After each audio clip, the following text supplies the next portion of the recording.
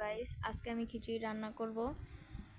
প্রথমে দিয়ে দিলাম পেঁয়াজ, তারপরে দিয়ে দিলাম তেল পরিমাণ মতো, ভালোভাবে হালকা ভেজে নেব। তারপরে এলাচ, দারচিনি, তেজপাতা দিয়ে দিলাম। তারপরে দিলাম আদা রসুন বাটা, পরিমাণ মতন লবণ।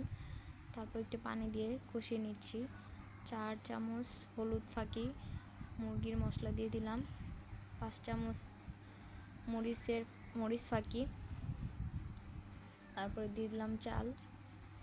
তারপরে ভালোভাবে এটা কষিয়ে নেব। তারপরে ভালোভাবে কষিয়ে নেওয়ার পরে তারপরে দিয়ে দেব আগে থাকতে সিদ্ধ করে রেখেছিলাম ডাল। এই ডালগুলো দিয়ে দিচ্ছি। তারপরে দিয়ে দিচ্ছি পানি, পরিমাণ মতো পানি দিয়ে দিয়েছি। তারপর ঢেকে দিলাম। 10 মিনিট পরে যে খিচুড়ি রান্না হয়ে গেল আমার। খিচুড়িটা ভালোভাবে এটা দিয়ে নাড়াচাড়া করতে হবে যাতে চাল আর ডালগুলো হয়ে যায়। এই যে আমার খিচুড়ি রেডি।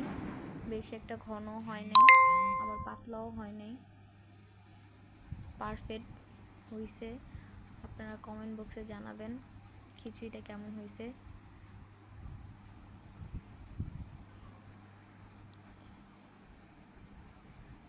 আশা করি সবার কাছেই ভালো লাগবে।